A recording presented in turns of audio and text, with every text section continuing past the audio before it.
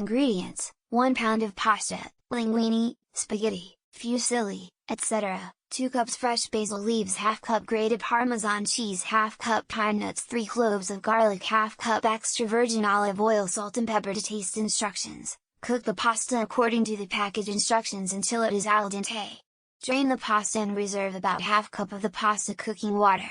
While the pasta is cooking, make the pesto by blending the basil leaves, Parmesan cheese, pine nuts, garlic, salt and pepper in a food processor.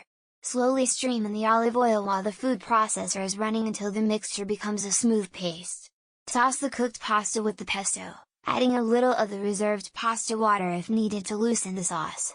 Serve the pasta hot, and garnish with additional Parmesan cheese and fresh basil leaves if desired.